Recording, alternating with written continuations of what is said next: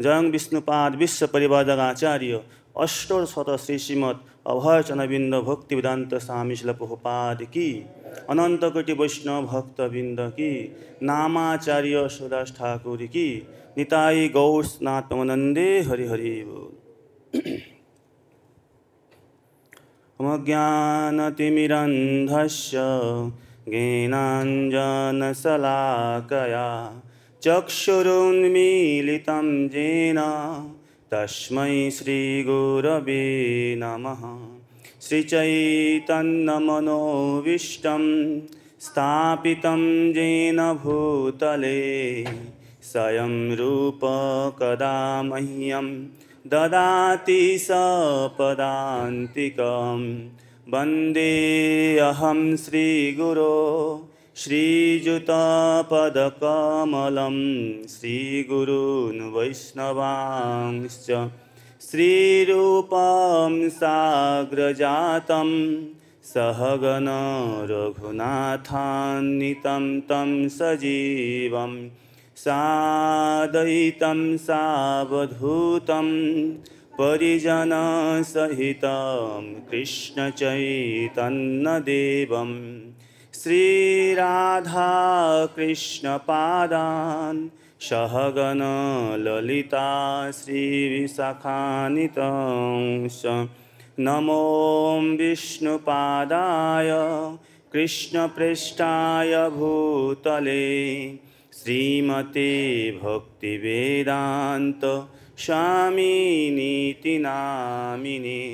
नमस्ते सरस्वते देवे गौरवाणी प्रचारिणे निर्विशेष शून्यवादी पाश्चात्यदेशतारिणे।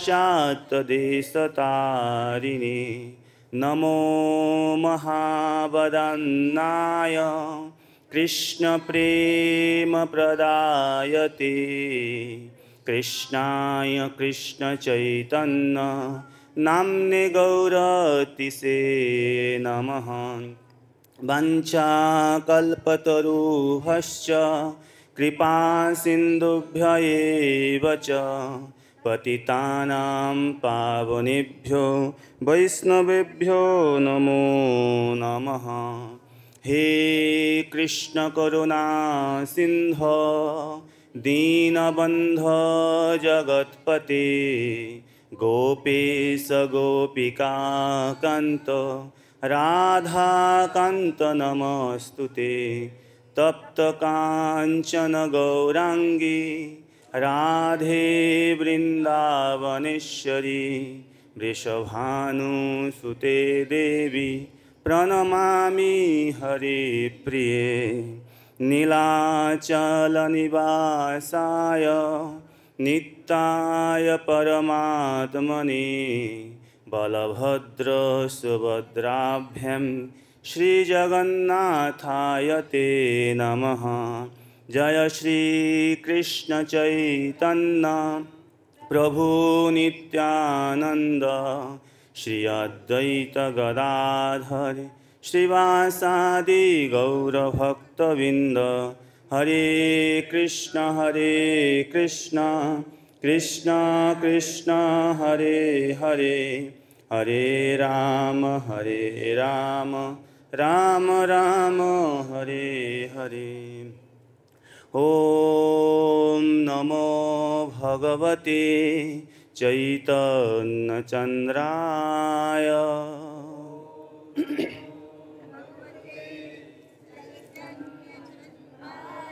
ओम नमो भगवते चैतन्य चंद्राय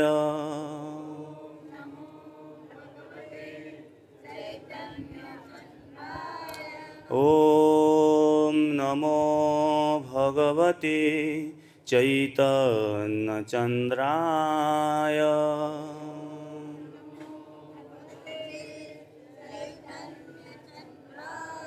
जय जय श्री चैतन्य जय नित्यानंद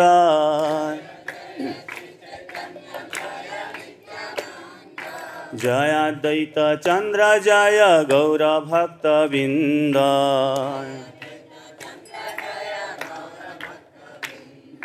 जय जय श्री चैतन्य जय नित्यानंद।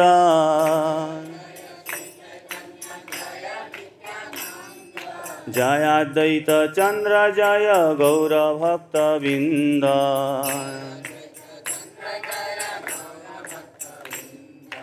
हरे कृष्ण।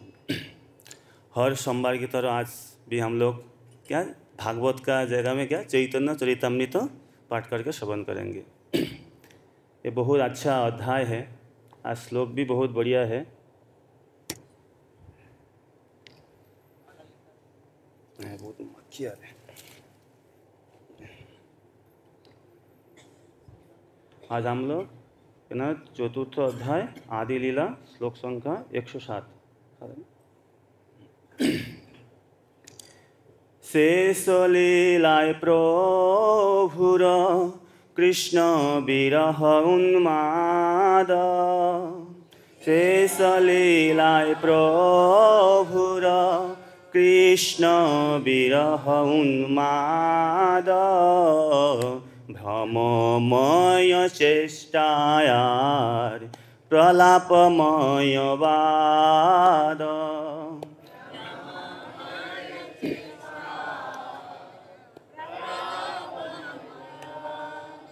शेष लीलाय प्रभुर कृष्ण विरह उन्माद। प्रभुर कृष्ण विरह उन्माद।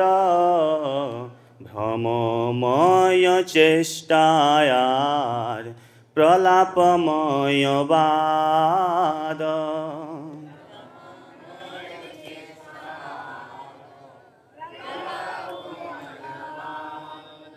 शेष लीलाय प्रभुर कृष्ण विरह उन्माद।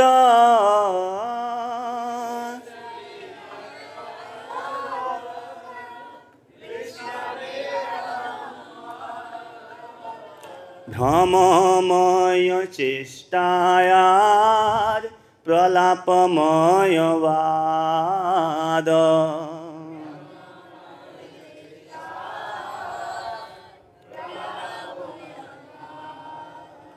भ्रममय चेष्टायार प्रलापमय वाद।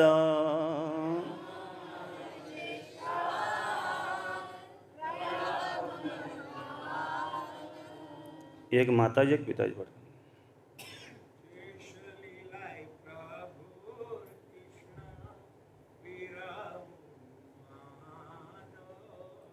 शेष लीलाय प्रभुर कृष्ण विरह उन्माद।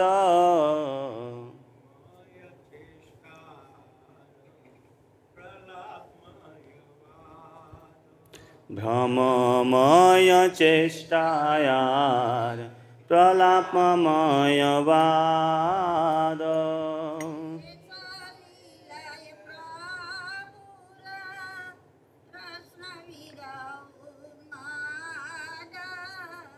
शेष लीलाय प्रभुर कृष्ण विरह उन्माद।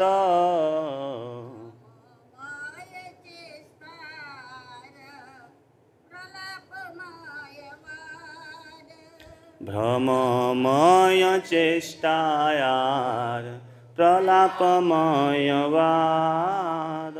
हरे कृष्ण। शेष लीलाएं अंतिम लीलाओं में प्रभु चैतन्य महाप्रभु की कृष्ण विरह भगवान कृष्ण के विरह से उन्माद उन्माद भ्रममय भ्रमित चेष्टा चेष्टाएं आर और प्रलापमय प्रलापमय बाद बात। अनुवाद। अपनी लीलाओं के अंतिम भाग में श्री चैतन्य महाप्रभु भगवान कृष्ण के वियोग के उन्माद से अभिभूत थे। ये भ्रांतिपूर्ण कार्य बैठते थे और भ्रांतचित्त होकर प्रलाप करते थे। तात्पर्य: श्री चैतन्य महाप्रभु भगवान के विरह में भक्तों की सर्वोच्च भावदशा को प्रकट करते थे। यह प्रदर्शन अलौकिक था क्योंकि वे विरह भाव में परम पूर्ण थे, किंतु भौतिकवादी इसे नहीं समझ सकते। कभी कभी भौतिकवादी विद्वान इन्हें बीमार या पागल मानते हैं। ये चैतन्य महाप्रभु के किस समय दशा में इसके बीमार और पागल मानते थे? तो चैतन्य सबसे पहले जब गया से लौट के आए, भाव जब प्रकट किए, तब तो सब लोग क्या बोलता था? चैतन्य महाप्रभु का वायु दोष हुआ, पेट का वायु दोष हुआ, बीमार हो गए हैं, उसको क्या नारियल पानी पिलाओ कि नारियल तेल माथा में लगाओ, लगाने से क्या होगा? ये बीमार पागलपन ठीक हो जाएगा। सोची माता बहुत चिंतित हो गए थे, अरे मेरा लड़का का क्या हो गया, अभी गया से वापस आए बीमार हो गए, कहा भूत प्रेत कुछ पकड़ लिया होगा, कुछ हो गया होगा, सबको बोलने लगा। जब शिवास ठाकुर आए तो शिवास ठाकुर क्या बोला? मेरे को ऐसे ही बीमार होना चाहिए, ये बीमार मैं कब से मांग रहा हूँ, सोच रहा हूँ, मेरा को नहीं हो रहा है। तो महाप्रभु समझ गया, बोले शिवास यदि तुम यदि बोलते जे मैं पागल हूँ तो मैं अभी तुरंत गंगा में कूद के मर जाते। कोई समझ नहीं रहे मेरा भाव को, सब लोग पागल समझ रहे, बीमार समझ रहे। इसी प्रकार भक्तों को भौतिक दुनिया का लोग क्या समझते हैं? अरे पागल है, कभी रोते हैं, कभी हंसते हैं, क्या एक थला में कुछ लाकड़ी लेके घूमते रहते हैं, क्या करते हैं, कुछ काम धंधा नहीं है, ऐसे बोलते रहते हैं। वो लोग क्या समझेगा? कृष्ण विरह दशा क्या समझेगा? ऐसे प्रभुपाद बोल रहे हैं। उनकी समस्या यह है कि ये लोग सदैव इंद्रिय भौतिक इंद्रिय तृप्ति में लगे रहते हैं और भक्त तथा भगवान के भावों को कभी नहीं समझ सकते। भौतिकवादियों के विचार अत्यंत गर्हित होते हैं। वे सोचते हैं कि ये दिखाई देने वाले स्थूल वस्तुओं को अपनी इंद्रियों द्वारा भोग सकते हैं और वे श्री चैतन्य महाप्रभु के दिव्य आदान प्रदान के लक्षणों के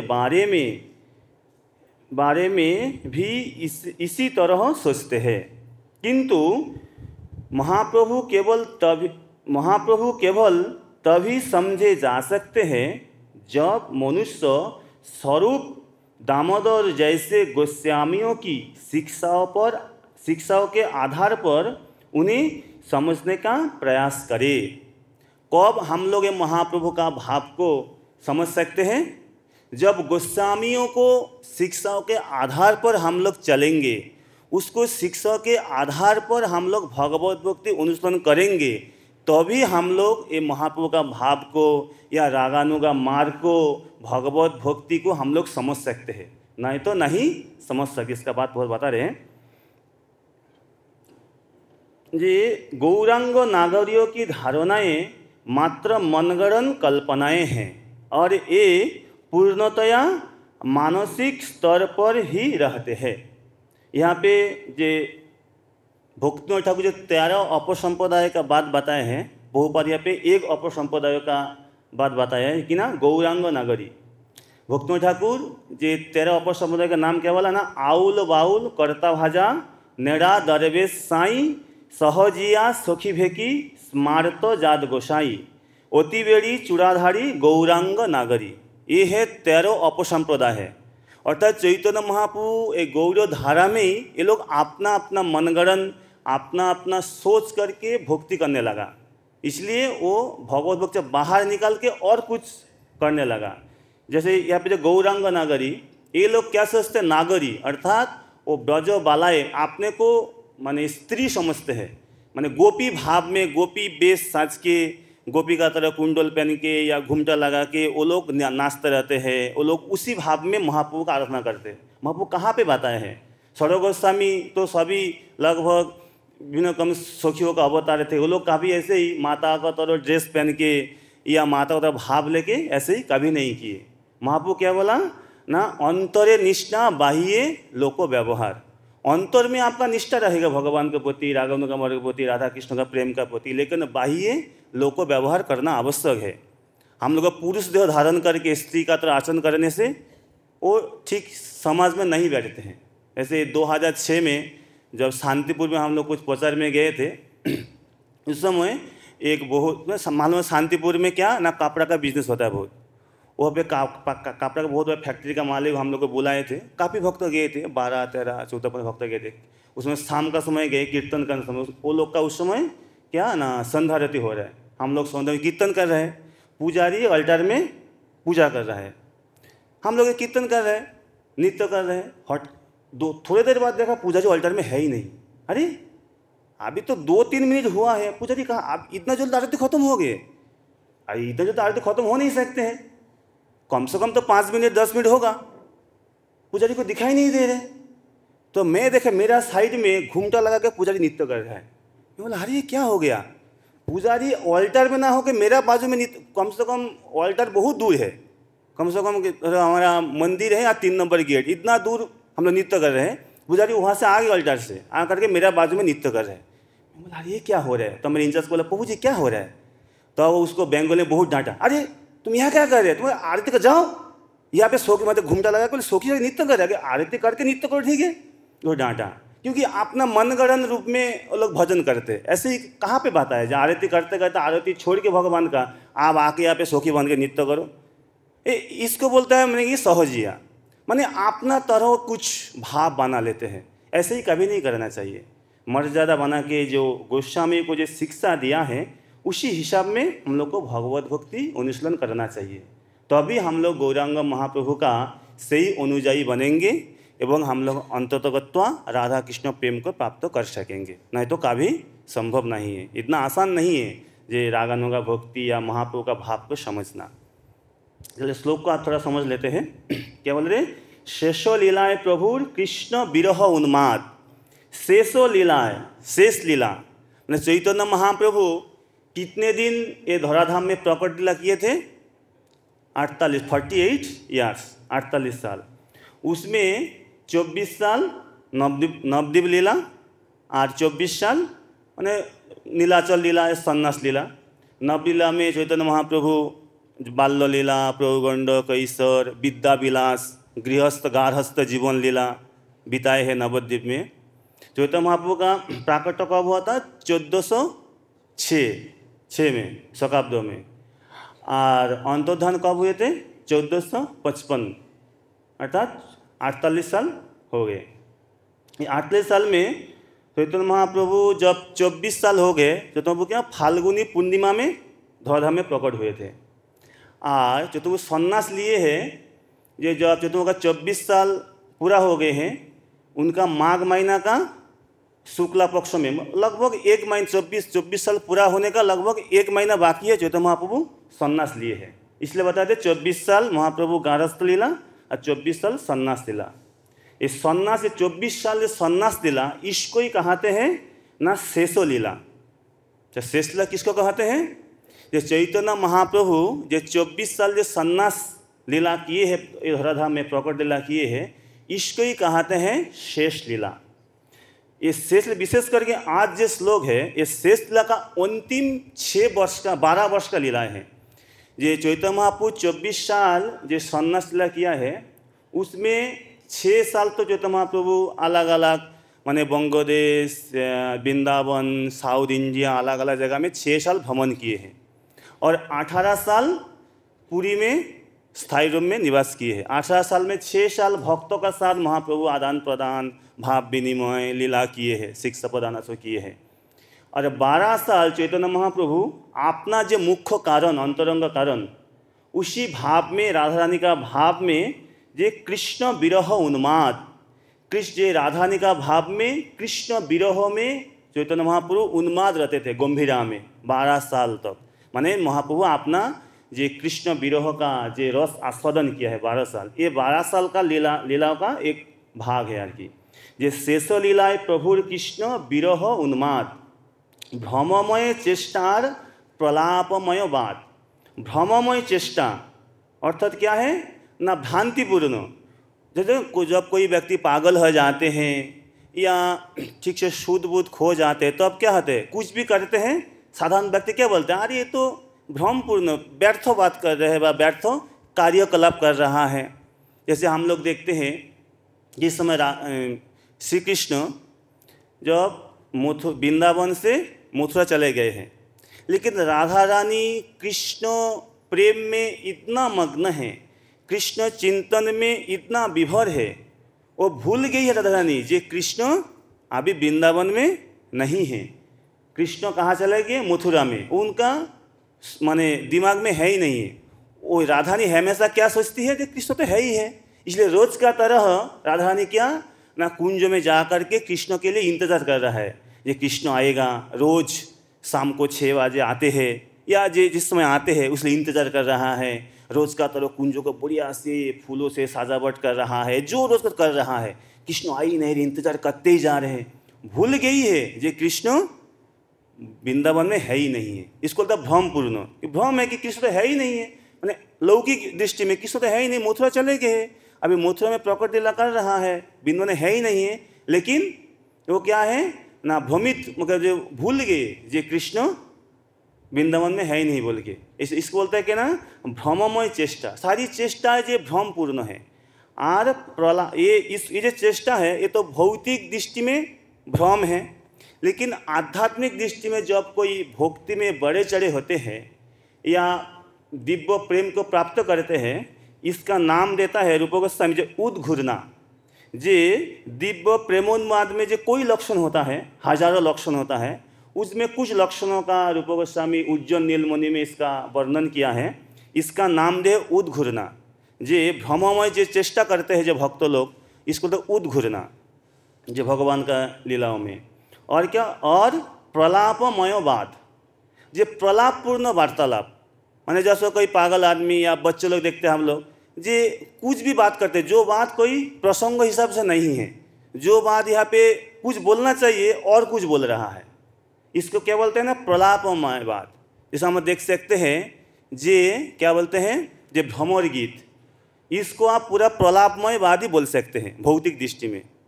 क्योंकि ये भोंवरा, जैसे अभी देखते हैं हम जो फूल माला पहने थे, कितना माखी आ गए है। मैं भौतिक बोले माखी आया है, लेकिन अभी राधा रानी होता, कृष्ण होता तो भ्रमर आते। समझ सकते हैं मेरा स्थिति क्या है। इसी को कहा जब राधा रानी बहुत सुंदर, राधा रानी का अंग गंध में सारी भोमरा मदमत्त होकर के अपना मधु आसन करने के लिए भोमरा राधा रानी का नज़दीक में आ गया है, जी करके घूम रहा है।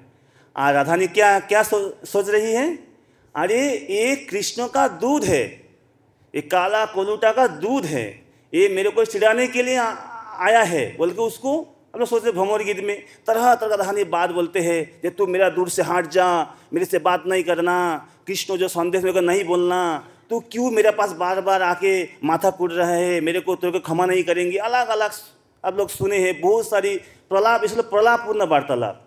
भ्रमर थोड़ी कृष्ण राधा से बात करने के लाए या कृष्ण के पास आए नहीं है, वो तो ऐसे इधर घूम रहा था।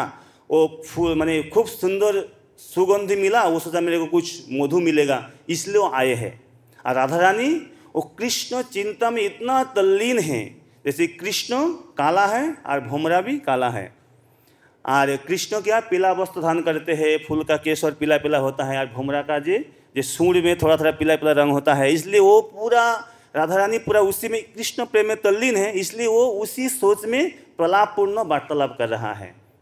इसको बोलते हैं प्रलापपूर्ण वार्तालाप, माने जो संगति नहीं बैठते हैं कि भोमरा से बात कर रहे हैं। ये हम लोग देख सकते हैं जब रास लीलाओं में जब कृष्ण चले गए या रामचंद्र लीला में जब सीता मैया खो गए हैं, तब तो क्या हर पेड़ पौधे वृक्ष लता जिसको देखते हिरण जिसको देखते पूछते हैं, अरे मेरे सीता को देखा है क्या, किधर गए हैं।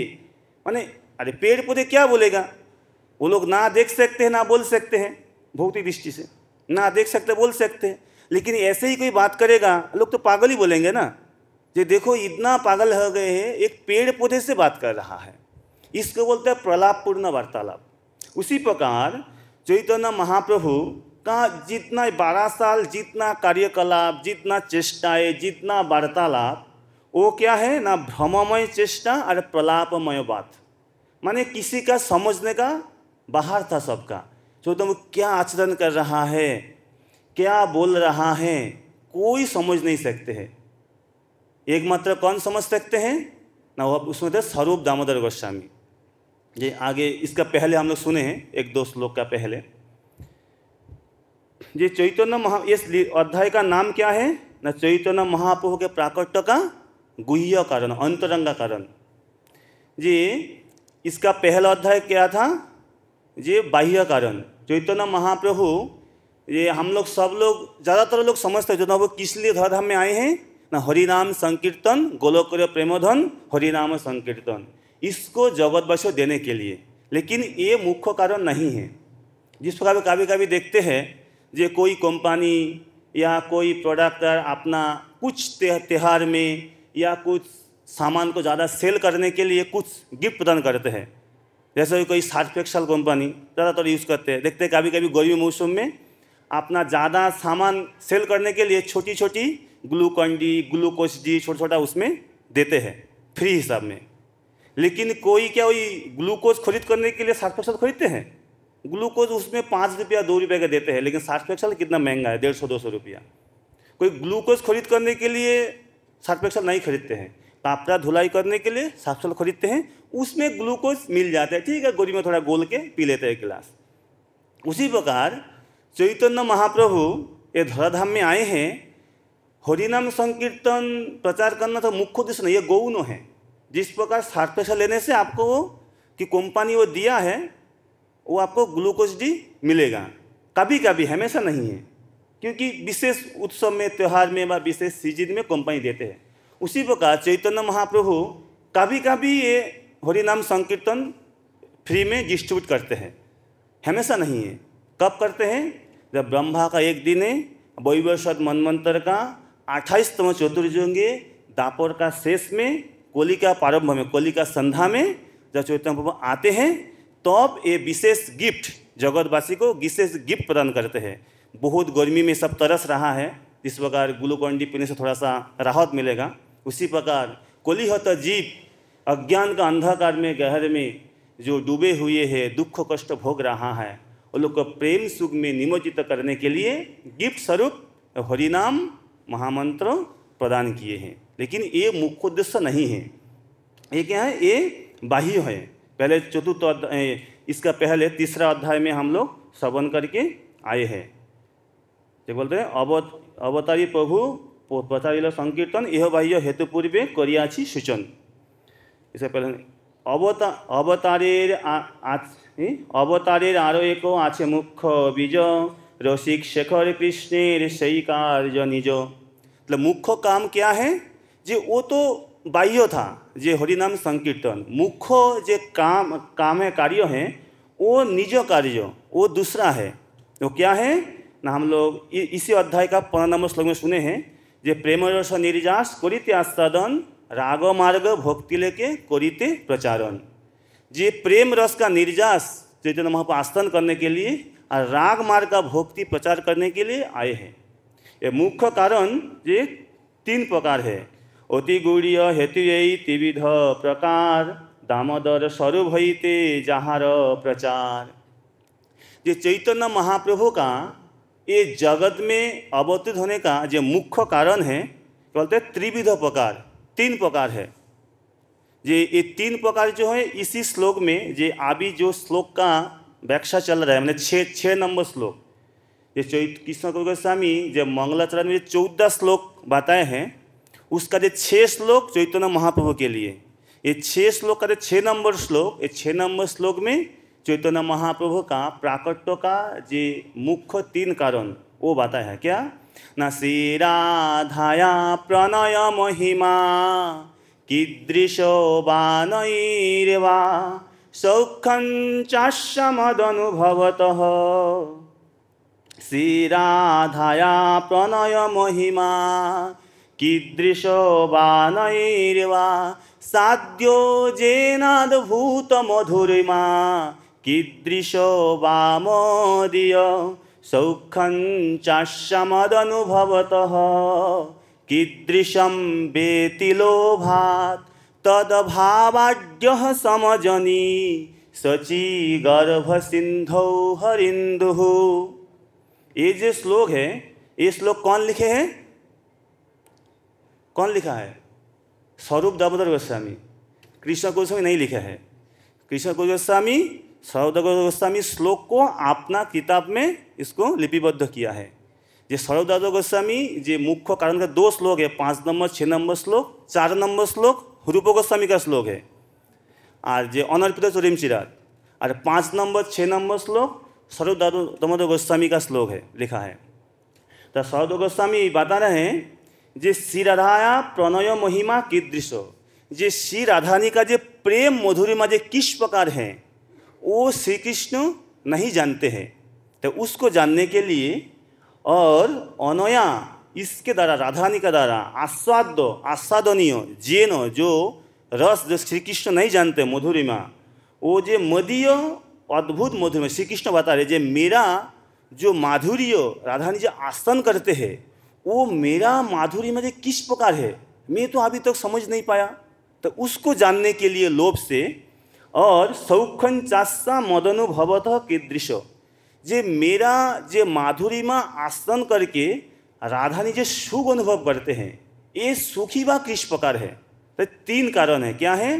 पहला कारण राधा रानी का जो माधुरिमा वो किस प्रकार, राधानी का जो महिमा क्या है वो जानने के लिए, और कृष्ण का मधुरिमा किस प्रकार है श्री कृष्ण उसका आसन करने के लिए, और कृष्ण का माधुरिमा आसन करते राधा जो सुख प्राप्त होता है वो सुखी व किस प्रकार है। ये 3 चीज़ को राधा श्री कृष्ण आसन करने का लोभ हुआ है। बा इति लोभात, इस लोभ से माने जानने के लिए इच्छा से, जी मैं राधानी का साथ हमेशा रहता हूँ, राधानी का मधुरिमा अभी तक मैं समझ नहीं पाया, और मेरा महिमा क्या है, मेरा रूप गुण लीला का जो आस्वादन क्या है मैं ही समझ नहीं पाया, और राधा रानी जो मेरा ये रूप रस गुण को आस्वादन करके सुख पाते हैं ये सुखी बा किस प्रकार है मैं आज तो कुछ समझ नहीं पाया। इसलिए तद भावाढ्य राधानी का भाव को लेकर के सोची गर्भ सिंधु, ये सोची माता का गर्भ में हरिंदु माने कृष्णचंद्र ने समझनी प्रकट हुए हैं। तो प्रकट के 3 कारण है। इस 3 कारण से चैतन्य महाप्रभु ने न क्या राधानी का भाव लेकर के ये जगत में आए हैं कि ना आसन करने के लिए। तब बोलते थे अति गुण, ये अत्यंत गोपनीय है, इसको आसन करना बस समझना किसी का बस का नहीं है। तो अब यहाँ पे बता रहे लेखक कविता गोस्वामी तो स्वरूप दामोदर गोस्वामी कि स्वरूप दामोदर गोसाई होते जहार प्रचार, अर्थात हम लोग कैसे इसको जान पाए ना स्वरूप दामोदर गोस्वामी इसको बताए हैं। अरे अभी तो बता रहे अति गुह्य है गुड़ो है, तो स्वरूप गोस्वामी कैसे समझ गए ना? स्वरूप गोस्वामी कौन थे ना? स्वरूप दामोदर गोस्वामी जो हम लोग जानते हैं जो महाप्रभु का लीला में जो नवद्वीप लीला में जो पुरुषोत्तम भट्टाचार्य महाप्रभु का कोई पार्षद है, उसमें एक पार्षद का नाम है कौन है ना? पुरुषोत्तम भट्टाचार्य। ये जब महाप्रभु का अंतरंग पार्षद है, लेकिन नवोदय लीला में इसका इतना महिमा हम लोग नहीं देखते हैं, लेकिन जब कृष्ण सन्यास लीला में इसका पूरा भूमिका है। जब चैतन्य महाप्रभु सन्यास लेके नवद्वीप छोड़ के पुरी में आ गए हैं, तो पुरुषोत्तम भट्टाचार्य का आज सहन नहीं हुआ, बोला मैं कैसे नवद्वीप में रहूँ अकेला, महाप्रभु का संग नहीं मिलेगा। जब कोई सन्यासी का सेवा करना होता है तब गृहस्थ ठीक से कर नहीं सकते, वह हमेशा सन्यासी का साथ, सन्यासी रहेगा ही नहीं गृहस्थ का साथ, वह जो घर में रहने वाले व्यक्ति के साथ। तो अब क्या है, मेरे को सन्यासी या ब्रह्मचारी दोनों में एक होना पड़ेगा, क्योंकि ब्रह्मचारी या सन्यासी ज़्यादातर सन्यासी का सेवक बनते हैं। तो ये दोनों में कोई एक अर्थात गृह त्यागी जब बनूंगा तो भी मैं महाप्रभु का सान्निध्य प्राप्त कर पाऊंगा। इसको डिसाइड करके ये सोच के पुरुषोत्तम भट्टाचार्य ने नवद्वीप छोड़ दिए। किस लिए छोड़ा? सन्यास लेने के लिए। जाकर में काशी मेला घूमे, घूम के मायावादी से कि तुरंत तो संन्यास नहीं होता है। जैसे हम देखते हैं आश्रम में पहले आके आश्रम में ज्वाइन किया, न्यू डिवोटी, पहले पीला ड्रेस पहनिए, इसका बाद क्या ना ब्रह्मचारी गेरुआ वस्त्र, इसका बाद सन्यासी। इसी प्रकार हर संप्रदाय में कोई स्टेप होता है, उसी प्रकार सन्यासी का स्टेप है, पहले ब्रह्मचारी इसका बाद सन्यासी। उसी प्रकार पुरुषोत्तम भट्टाचार्य पहले ब्रह्मचारी वेश लिया है, तो नाम क्या है ना स्वरूप दामोदर। स्वरूप जब होता है तब ये ब्रह्मचारी का नाम होता है स्वरूप। ये मायावादी सन्यासियों का एक स्टेज है, पहले ब्रह्मचारी, इसलिए स्वरूप दामोदर। स्वरूप गोस्वामी सन्यासी नहीं थे, ये ब्रह्मचारी थे। जब ब्रह्मचारी लेने का एक बार तुरंत तो सन्यास नहीं होने वाला है, कुछ दिन या कुछ महीना कुछ साल इंतजार करना पड़ेगा। उनका आर सहन नहीं हुआ, अरे कितना दिन इंतजार करे महाप्रभु का संग छोड़ के, अभी तो गेरुआ वस्त्र तो हो गया है, क्या जरूरत है, सन्यासी नहीं होने से भी मैं महाप्रभु का सेवा कर सकता हूँ। इसलिए निकल पड़े। वो अपना जो जहाँ पे थे मायावादी का साथ निकल के कहाँ आ गए, नीलाचल में आ गए हैं। नीलाचल में आकर के महाप्रभु का सेवा में अपना जीवन को निछावर को समर्पण कर दिए हैं। उसी दिन से वो क्या ना महाप्रभु का सचिव, अच्छा महाप्रभु का सेक्रेटरी बन गए और नित्य पार्षद उससे बन गए हैं। महाप्रभु का बोल सकते द्वितीय कलेवर। महाप्रभु जो 12 साल भावावेश में प्रेमोन्माद में अपना लीला किए हैं, जब चैतन्य महाप्रभु जब विरह कृष्ण विच्छेद विरह दशा में आ जाते थे, रोते थे, लेकिन कोई तो भाव नहीं समझ सकते, इसलिए स्वरूप दामोदर का गला पकड़ करके रोते थे और अपना अंतर का बात स्वरूप दामोदर को बताते थे। इसलिए स्वरूप दामोदर महाप्रभु का हर बात को, हर हृदय का जे बात को स्वरूप दामोदर समझते थे। और स्वरूप दामोदर गोस्वामी अपना जे स्वरूप दामोदर कचरा में अपना किताब में सब उसको लिपिबद्ध करके रखा है। महाप्रभु क्या लीला है, महाप्रभु अंतर का क्या बात है, सब वो लिख के रखा है। सन्यास लीला में जितना है स्वरूप दामोदर गोस्वामी का कचरा से हम लोग प्राप्त कर सकते हैं, और नवद्वीप लीला में जितना चैतन्य महाप्रभु का लीला है ये ना क्या मुरारी गुप्त का कचरा, उससे हम लोग प्राप्त कर सकते हैं। मुरारी गुप्त जे नवद्वीप लीला का सारी लीलाओं उसमें लिपिबद्ध किया है, और जे पुरी का नीलाचल लीला था महाप्रभु का सन्यास लीलाओं का सारी बातें स्वरूप दामोदर गोस्वामी उसको लिपिबद्ध किया है। और ना रघुनाथ दास गोस्वामी कुछ साल तक पुरी में थे, उन्होंने भी डायरेक्ट चैतन्य महाप्रभु का लीला दर्शन किए हैं। और स्वरूप रघु बताते हैं, मैंने स्वरूप दामोदर का अंडर में उन्होंने थे, इसलिए स्वरूप दामोदर भी उनको सारी नवद्वीप लीला या सन्यास लीला का बहुत सारी जो रघुनाथ दास गोस्वामी नहीं सुने नहीं देखे उसको भी रघुनाथ दास गोस्वामी श्रवण किए हैं। जब राधा कुंड में अवस्थान करते थे तो अब क्या हर शाम का समय महाप्रभु का लीलाएं चलते थे, जे रघुनाथ गोस्वामी का समाधि में वहाँ पे रोज 2 घंटा 3 घंटा 4 घंटा महाप्रभु का बातचीत चलते थे, महाप्रभु का कथाएं चलते थे, चैतन्य चरित चलते थे। उसी समय कृष्ण गोस्वामी उसमें सब श्रवण किए हैं, और मुरारी गुप्त का कचरा स्वरूप दामोदर का कचरा से कृष्ण गोस्वामी सब कुछ जो लिखा है इसी का आधारभूत लिखे हैं। कृष्ण गोस्वामी कुछ अपना मनगढ़ंत कुछ नहीं लिखे हैं, सब जो महाप्रभु का जो पार्षद ने जो लीला आस्वादन किए हैं, अनुभव किए हैं, जो अपना लेखनी में लिखा है, वो सब कुछ कृष्ण गोस्वामी वो लोग का कृपा से अनुभव किया है, प्राप्त किए हैं, वो ज्ञान को करके हम सब भक्तों के लिए जगतवासियों के लिए छोड़ के गए हैं। इसलिए बोल रहे हैं जे शेष लीलाय प्रभुर विरह उन्माद, जे प्रेममय भ्रममय चेष्टार प्रलापमय वाद। मतलब यहाँ पे आ रहे स्वरूप गोस्वामी जे कौन थे ना, कृष्ण लीला में ये ललिता सखी थे। कोई कहते हैं विशाखा सखी, जब गौर गणदेश दीपिका में इसको विशाखा सखी भी कहा गया है। ये कवि कर्णपुर जो लिखा है गौर गण दीपिका, इसमें भी इसको विशाखा सखी भी कहा गया। प्रभुपाद इसका पहला श्लोक में ही तात्पर्य में बताए हैं। ये स्वरूप दामोदर गोस्वामी पहचान राधानी के द्वितीय विस्तार ललिता सखी के रूप में की गई है, किंतु कवि कर्णपुर रचित प्रामाणिक गौर गणदेश दीपिका में स्वरूप दामोदर को गोलोक वृंदावन में भगवान की सेवा करने वाली विशाखा देवी कहलाया गया है। तो दो ही है, ललिता या विशाखा। अर्थात राधा रानी का क्या है ना, सबसे मुख्य प्रमुख विस्तार है। जितना सखियाँ हैं सबका राधा रानी का विस्तार ही है। क्योंकि कृष्ण सेवा अच्छा से हो पाए इसलिए राधा रानी खुद आपने को विस्तार किया है करके सारी सखिया मंडली को विस्तार किया है। उसमें प्रमुख सखिया कौन है? दो, ललिता विशाखा। राधा रानी क्या ये दोनों का काम क्या था ना, कृष्ण को राधा रानी का भाव को अनुभव करवाना था। इसलिए सरोज दामोदर गोस्वामी चैतन्य महाप्रभु का साथ हमेशा रहते थे। राधा रानी किस प्रकार भाव आसन करते थे, किस प्रकार विरह दशा अनुभव करते थे, इसलिए चैतन्य महाप्रभु का सन्यास लीला में सरोज गोस्वामी हर समय महाप्रभु का साथ रहा। क्यों ना, ललिता सखी विशाखा सखी एकमात्र पुंखानुपुंख जानते थे जो राधा रानी किस प्रकार मान करते थे, किस भाव में रहते थे, कृष्ण का विरह में किस प्रकार जीवन यापन करते थे, ललिता विशाखा ही सब समझते थे। इसलिए सर्वदाम गोस्वामी जो ललिता विशाखा का अवतार है वो महाप्रभु का साथ हमेशा रहा। इसलिए स्वरूप दामोदर गोस्वामी सब कुछ महाप्रभु का भाव को हम जैसे भक्तों के लिए छोड़ के गए हैं अपना माने लेखनी में। और वो हम लोग का अभी कृष्ण गोस्वामी हम लोग को देके गए हैं अपना सरल प्रांजल भाषा में।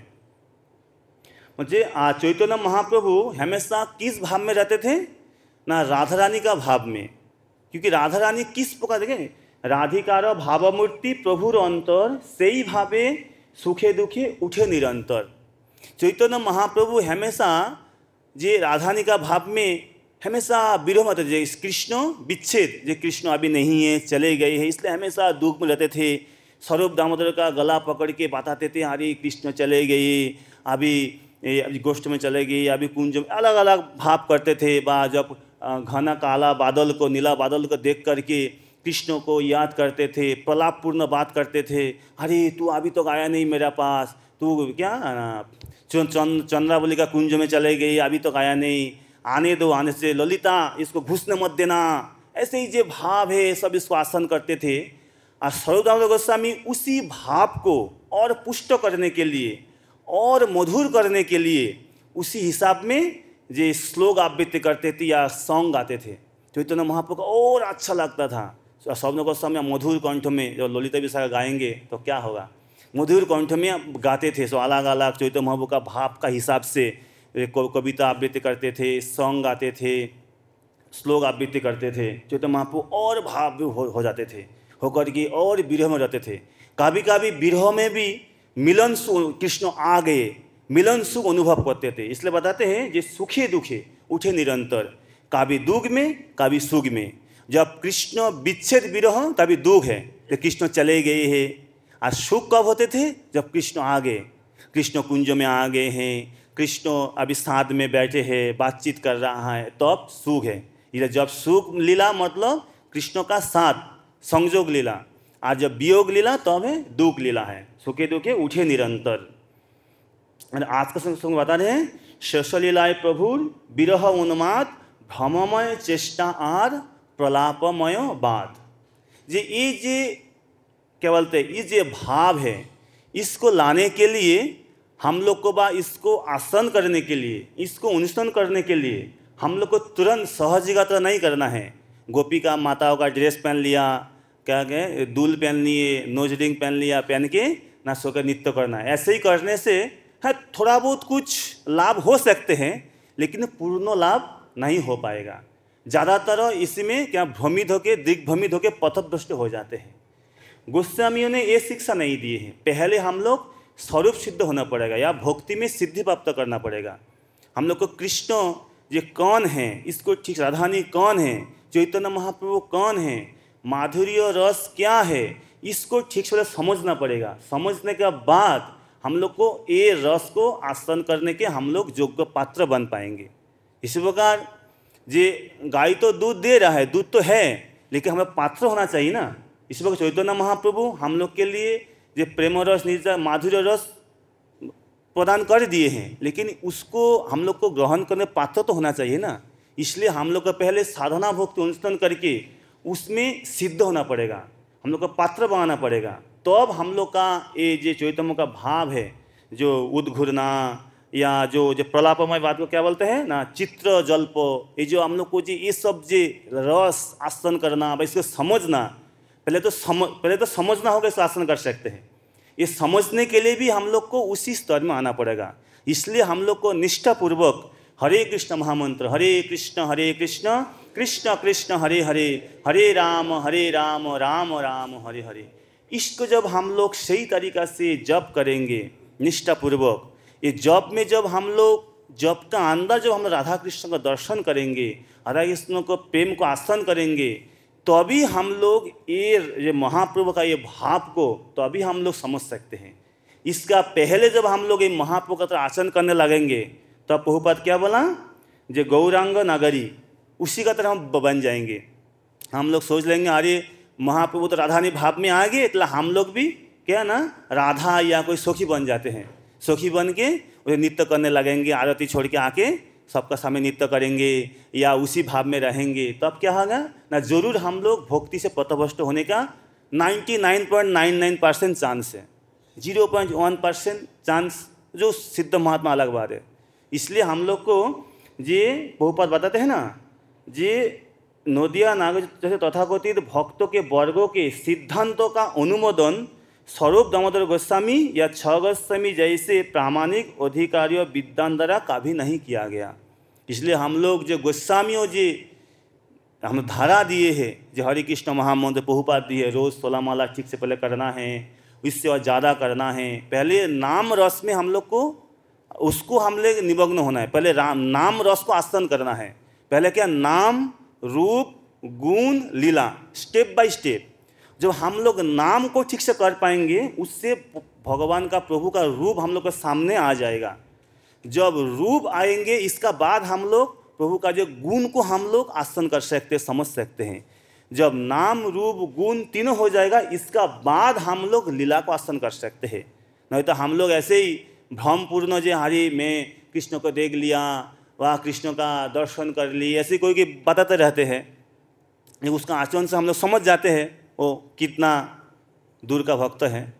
जो जिस भाव में हम लोग किसी का आलोचना कर ही नहीं सकते हैं कि कौन किस स्टेज में है, हम लोग को यही सामान्य दृष्टि से बोल नहीं सकते हैं। क्योंकि ना भक्त मतलब भक्त की पहचान सकते हैं, रागानुगा मार्ग भक्त रागानुगा मार्ग को समझ सकते हैं। हमारे जैसे कनिष्ठ भक्त किसी का आलोचना करना नहीं सही, लेकिन हमारा शिक्षा के लिए बता रहा हूँ जी हम लोग को कैसे इस स्टेज में आना है, जी हम लोग को ऐसे ही सहज आचरण नहीं करना है। चैतन्य महाप्रभु गोस्वामी प्रभुपाद जो शिक्षा दिया है, इसी धारा में जब जाएंगे, जरूर हम लोग जो हम लोग को ये इच्छा रहेंगे, भगवान का प्रार्थना करेंगे, जरूर हम लोग आसना काल इसको आसन कर ही पाएंगे, हम लोग को इसमें आ जाएंगे। इसलिए हम लोग क्या करना है ना, प्रभुपाद क्या बताए हैं, जी हम लोग ये चैतन्य महाप्रभु का भाव को समझने के लिए, इसको आसन करने के लिए, वह अंतत्वगत्वा गोलोक वृंदावन राधा कृष्ण का नित्य लीला में नित्य सेवा में अंशग्रहण करने के लिए हम लोग को पहले जो गोस्वामी को या प्रभुपाद जो धारा दी है, इसमें ठीक से आचरण करते हुए भगवत अनुसरण करने से हम लोग जरूर आसना काल हम लोग इसी स्टेज में आ जाएंगे। क्योंकि महाप्रभु महावदन्य अवतार जो हम लोग प्रार्थना करेंगे उसी भाव में चलेंगे, क्यों नहीं होगा, जरूर होंगे। तो इसलिए जो विश्वास से मिलाए वस्तु तर्के बहुदूर, जो तर्क करेंगे वाद विवाद करेंगे कभी नहीं मिलने वाला है। जब विश्वास करके जब भगवत अनुसरण करेंगे तभी संभव है। हम मेरे को एक पूज बता रहे, जब गोस्वामी एक दिन में कोई गोस्वामी नहीं बनते हैं, उसको पहले कितना कुछ करना पड़ा। पहले 1 मिनट भगवान का स्मरण किया, 2 मिनट, 1 घंटा, 2 घंटा, 5 घंटा, बाद में 24 घंटा हमेशा भगवान स्मरण होता। उसी प्रकार हम लोग को स्टेप बाय स्टेप जाना है। हम लोग एक के साथ तुरंत 24 घंटा भगवान स्मरण करेंगे कभी हो नहीं सकते हैं। हम लोग क्या कहते हैं, डायरेक्ट ऊपर जाना चाहते हैं, हम लोग के स्टेप से नहीं जाना चाहते हैं। यही हमारे का कमियां हैं।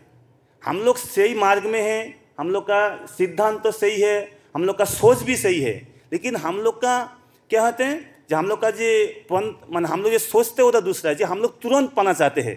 हम लोग चाहते हैं कि ना एक दिन में काली भगवान मिल जाए, काली हमारा सामने राधा, मैं ऐसे जब करे हरे कृष्ण करता रहे, राधा के सामने आ जाए, मैं खिलाऊंगा हाथ में। हम लोग ऐसे ही सोचते हैं। इसलिए हम लोग का क्या होता है, उसको करने के लिए हम लोग यूट्यूब में छोड़ने के लिए सहज यात्रा आचरण करने लगते हैं। हम लोग ऐसे ही नहीं है, स्टेप बाय स्टेप जाना है। हम लोग क्या कहते हैं ना, अच्छा भक्त बनना है, फेमस नहीं बनना है।